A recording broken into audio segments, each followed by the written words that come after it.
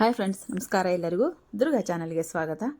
ಬರ್ರಿ, ಇವತ್ತು ನಾನು ಇನ್ನೂ ಒಂದೆರಡು ಸ್ಥಳಗಳನ್ನು ನಾವು ನೋಡಿದ್ದೀವಿ. ಅದನ್ನು ನಾನು ನಿಮಗೆ ತೋರಿಸ್ತೀನಿ. ಹಂಗೆ ನಾನು ಎಲ್ಲಿಂದ ನಾನು ಸ್ಟಾರ್ಟ್ ಮಾಡಿದೆ ಅನ್ನೋದನ್ನು ಸ್ವಲ್ಪ ಒಂದು ಸಣ್ಣ ತುಣುಕನ್ನು ನಾನಿಲ್ಲಿ ಫೋಟೋಗಳ ಮುಖಾಂತರ ಹಾಕ್ಕೊತ ಹೋಗ್ತೀನಿ. ಯಾಕಂದರೆ ಎಲ್ಲ ನೆನಪು ಹಾರಬಾರ್ದಲ್ಲ. ಇದು 3ನೇ ಎಪಿಸೋಡ್ ಇವತ್ತು ನಾನು ಮಾಡ್ತಿರೋದು. ಹಾಗಾಗಿ ನಾವು ಎಲ್ಲೆಲ್ಲಿ ಹೋಗಿದ್ವಿ, ಎಲ್ಲಿಗೆ ನಮ್ಮದು ವಿಡಿಯೋ ಸ್ಟಾಪ್ ಮಾಡಿದ್ವಿ ನಾವು ಅಲ್ಲಿಗೆ ಅಂತ ಹೇಳಂದು ನಾನೊಂದು ಚಿಕ್ಕದಾಗಿರುವಂಥ ನೆನಪನ್ನು ಇಲ್ಲಿ ಮಾಡ್ಕೊಡ್ತಿದ್ದೀನಿ. ನಾವು ಮೊದಲನೇದಾಗಿ ಹೋಗಿರೋದು ನಮ್ಮ ಆಂಜನೇಯ ಹುಟ್ಟಿದಂಥ ಸ್ಥಳ, ಆಂಜನೇಯ ಜನ್ಮಸ್ಥಳ ಅಂಜನಾದ್ರಿ ಬೆಟ್ಟಕ್ಕೆ ನಾವು ಮೊದಲಿಗೆ ಇಲ್ಲಿಂದ ನಮ್ಮ ಪ್ರಯಾಣವನ್ನು ನಾವು ಶುರು ಮಾಡಿದ್ವಿ.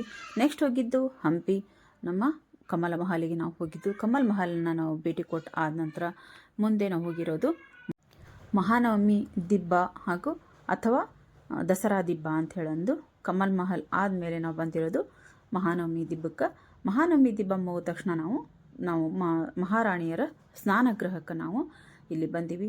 ಮಹಾರಾಣಿಯರ ಸ್ನಾನಗೃಹ ಅಂತೂ ನಾವು ಕಣ್ ತುಂಬ್ಕೊಂಡ್ವಿ. ಅಲ್ಲಿ ಬಂದು ಎಷ್ಟು ದೊಡ್ಡದಾಗೈತಿ ಅಂತ ಹೇಳಂದು. ನೆಕ್ಸ್ಟ್ ನಾವು ಬಂದಿದ್ದು ವಿಜಯ ವಿಠಲ ದೇವಸ್ಥಾನಕ್ಕೆ. ಅಲ್ಲಿ ಬಂದಿದ್ದು ನಾವು ಬಂದು ವಿಜಯ ವಿಠಲ ದೇವಸ್ಥಾನವನ್ನು ನೋಡ್ಕೊಂಡ್ವಿ. ಹಂಗೆ ಹಂಪಿಯಲ್ಲಿರುವಂಥ ಪ್ರಸಿದ್ಧವಾದಂಥ ತೇರನ್ನು ನಾವು ಇಲ್ಲಿ ನೋಡಿದ್ವಿ. ನೆಕ್ಸ್ಟ್ ಮುಂದೆ ಬರ್ತಾ ನಾವು ಎಲ್ಲಿಗೆ ಬಂದ್ವಿ ಅಂತ ಅಂದ್ರೆ, ಇದು ರಾತ್ರಿ ಆಗಿತ್ತು. ಅಲ್ಲಿ ಆ ಕಡೆ ಈ ಕಡೆ ಪಾಪ ಅವರು ಆಟೋದವ್ರು ನಮ್ಮನ್ನು ಅಲ್ಲಿ ಕರ್ಕೊಂಡು ಬಂದರು. ನೀವು ನೋಡ್ತೀವಿ ಅಂತ ಅಂದ್ರೆ ನಾವು ತೋರಿಸ್ತೀನಿ ಅಂತ ಹೇಳಂದು.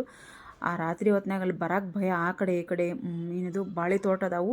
ಎಲ್ಲಿಂದನಾದರೂ ಆನೆ ಬಂದುಬಿಟ್ರೆ ಹೆಂಗಪ್ಪ ಅಂತ ಅಂದ್ಕೊಂಡು ಹೆದರ್ಕೊಂಡು ಹೋದ್ವಿ ನಾವು. ಪಾಪ ಅವ್ರು ಆಟೋದವ್ರು ಒಂದು ಸ್ವಲ್ಪ ಅಲ್ಲಿಂದನೇ ಬೆಳಕ್ಬಿಟ್ರು.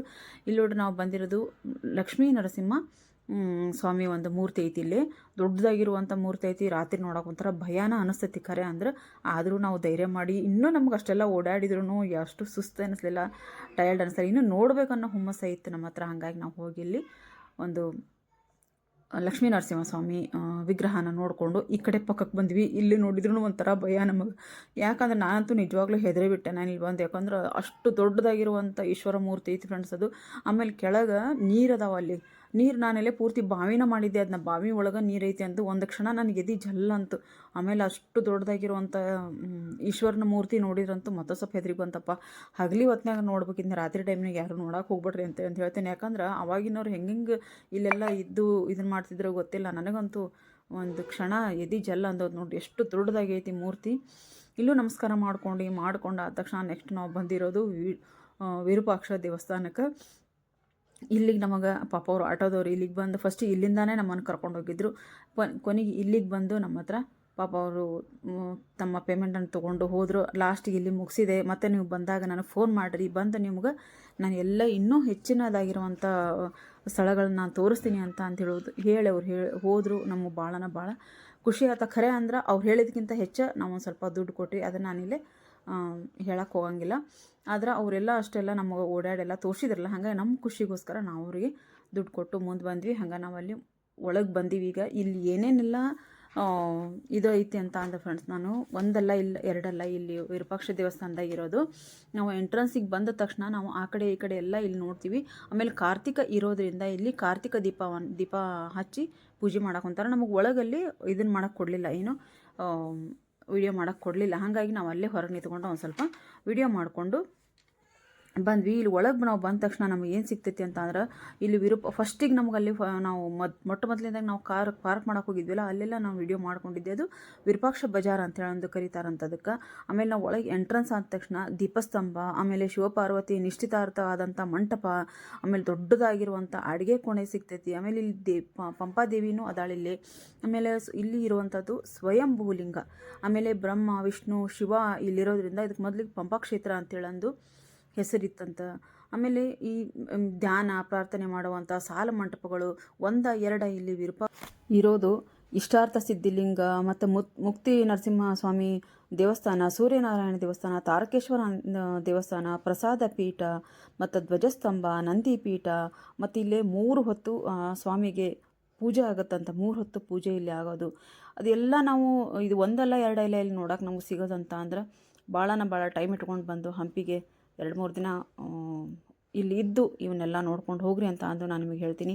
ಹಾಗೆ ಇಲ್ಲಿ ನೋಡಿ ಎಲ್ಲರೂ ಮಲ್ಕೊಳಕ್ಕೆ, ಇಲ್ಲಿ ಬಹುಶಃ ಮಲ್ಕೊಳಕ್ಕೂ ಕೊಡ್ಬೋದು ಅನಿಸ್ತೈತಿ. ಎಲ್ಲರೂ ಹಾಸಿಗೆ ಹಾಸ್ಕೊಂಡು ಅಂದ್ರೆ ರೂಮ್ ಸಿಗಲಿಲ್ಲ ಅಂದರೆ ಇಲ್ಲ ಅದರದ್ದು ಕೊಡ್ಬೋದು ಮಲ್ಕೊಳಕ್ಕೆ. ಯಾಕಂದ್ರೆ ದೊಡ್ಡದೊಂದಾಗಿರುವಂಥ ವರಾಂಡ ಐತಲ್ಲ, ಹಾಗಾಗಿ ಏನಾದರೂ ಇಲ್ಲಿ ಮಲಗಕ್ಕೆ ಕೊಡ್ಬೋದು ಅಂತ ನಾವು ಮಾತಾಡಿಕೊಂಡು ಹೊರಗೆ ಬಂದ್ವಿ. ಹಂಗೆ ಹೊರಗೆ ಬಂದ್ವಿ. ಅಲ್ಲಿ ಚಪ್ಪಲಿ ಬಿಟ್ಟಿದ್ವಿ. ಚಪ್ಪಲಿ ಹಾಕ್ಕೊಂಡು ನಾವು ಹೊರಗೆ ಬಂದಮೇಲೆ ಈ ಕಡೆ ಕಲ್ಯಾಣಿ ಒಂದಿತ್ತು. ಈ ಕಲ್ಯಾಣಿ ಒಳಗೆ ಎಷ್ಟು ನಾವು ಎಲ್ಲಿ ಹೋದ್ ನಾವು ಕಲ್ಯಾಣಿ ನೋಡಿದ್ರು ಒಂದು ಕಲ್ಯಾಣಿ ಒಳಗೂ ನೀರು ಬತ್ತಿಲ್ಲ, ಎಲ್ಲ ಕಲ್ಯಾಣಿ ಒಳಗೂ ನೀರ್ದಾವು. ಅಲ್ಲಿ ಒಂಥರ ದೊಡ್ಡದಾಗಿರುವಂಥ ಕಲ್ಯಾಣಿ ಎದುರಾಗೂ ನೀರು ತುಂಬಿತ್ತು ನೋಡಿ.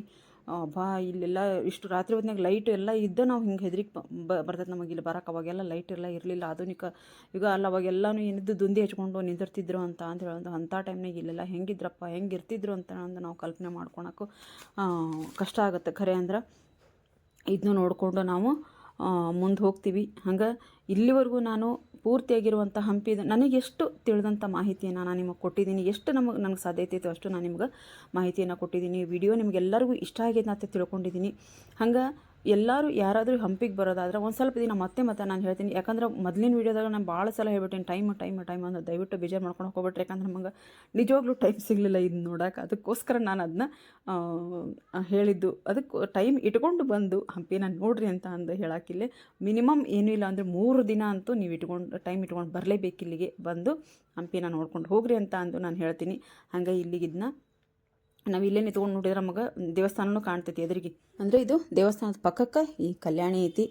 ಈ ಎಲ್ಲ ಹಂಪಿಯನ್ನು ಆಳಿದಂಥ ರಾಜರಿಗೆ, ಆಮೇಲೆ ಈ ಇವು ಎಲ್ಲ ಕಟ್ಟಡವನ್ನು ಕಟ್ಟದಂಥ ಶಿಲ್ಪಿಗಳಿಗೆ, ಅವರಿಗೆಲ್ಲರಿಗೂ ನನ್ನೊಂದು ದೊಡ್ಡ ನಮಸ್ಕಾರ ಹೇಳ್ತಾ ನಾವು ಇಲ್ಲಿಂದ ಹೊರಟಿದ್ದೀವಿ. ಹಂಗೆ ಅಲ್ಲಿ ನೋಡ್ರಿ ಬರ್ತಾ ನಮ್ಮ ತುಂಗಭದ್ರಾ ಜಲಾಶಯ, ಅದೊಂದು ತುಂಗಭದ್ರಾ ಡ್ಯಾಮ್ ಒಂದು ಕಣ್ಣಿಗೆ ಬಿತ್ತು. ಹಂಗೆ ಒಂದು ವಿಡಿಯೋ ಮಾಡ್ಕೊತ ಮುಂದೆ ಬಂದ್ವಿ. ಹೊಟ್ಟೆ ಭಾಳ ಹಸಿವಾಗಿತ್ತು. ನಮ್ಮ ಗದಗಿಗೆ ಹೋಗೋ ದಾರಿಯಲ್ಲಿ ಒಂದು ಲಕ್ಕುಂಡಿ ಅಂತ ಬರುತ್ತೆ, ಅದ್ರ ಮುಂದೆ ಹೋಗ್ತಾ ಅಲ್ಲೇ ಅದೇ ರೋಡಲ್ಲಿ ಹೈವೇದಲ್ಲಿ ಒಂದು ಹೋಟೆಲ್ ಸಿಗುತ್ತೆ, ನವಗ್ರಹ ಹೋಟೆಲ್ ಅಂತೇಳಂತ. ಸೂಪರ್ ಆಗಿರುವಂಥ ಊಟ ಮಾಡಿದ್ವಿ. ನಾನ್ ವೆಜ್ಜು ಎಲ್ಲನೂ ಇಲ್ಲೇ ನಿಮಗೆ ಸಿಗ್ತೈತಿ. ಬಂದ್ರೆ ಒಂದು ಸರ್ತಿ ಇಲ್ಲಿ ಭೇಟಿ ಕೊಡ್ರಿ ಅಂತ ಅಂದು ಹೇಳ್ತಾ ಈ ವಿಡಿಯೋನ ಇಲ್ಲಿ ಮುಗಿಸ್ತೀನಿ. ದಯವಿಟ್ಟು ವಿಡಿಯೋ ಇಷ್ಟ ಆದರೆ ದಯವಿಟ್ಟು ಒಂದು ಲೈಕ್ ಮಾಡಿರಿ, ಶೇರ್ ಮಾಡಿರಿ, ಕಮೆಂಟ್ ಬಾಕ್ಸಲ್ಲಿ ಕಮೆಂಟ್ ಹಾಕೋದನ್ನು ಮರಿಬೇಡಿ ಫ್ರೆಂಡ್ಸ್. ಭಾಳ ಪ್ರಯತ್ನಪಟ್ಟು ನನಗೆ ತಿಳಿದಿರುವಂಥ ಮಾಹಿತಿಯನ್ನು ನಾನು ನಿಮಗೆ ಇಲ್ಲಿ ಕೊಟ್ಟಿದ್ದೀನಿ. ಇಷ್ಟ ಆಗೇದನ್ನ ಅಂತ ತಿಳ್ಕೊಂಡಿದ್ದೀನಿ. ಏನಾದರೂ ಇದರಲ್ಲಿ ತಪ್ಪಾಗಿದ್ದರೆ ದಯವಿಟ್ಟು ಕ್ಷಮೆ ಮಾಡಿರಿ. ಹಂಗೆ ವಿಡಿಯೋನ ಲೈಕ್ ಮಾಡಿರಿ, ಶೇರ್ ಮಾಡಿರಿ. ಮತ್ತೆ ಮುಂದೆ ಒಂದು ಒಳ್ಳೆ ವಿಡಿಯೋದೊಂದಿಗೆ ಬರ್ತೀನಿ. ಬಾಯ್ ಫ್ರೆಂಡ್ಸ್, ಬಾಯ್.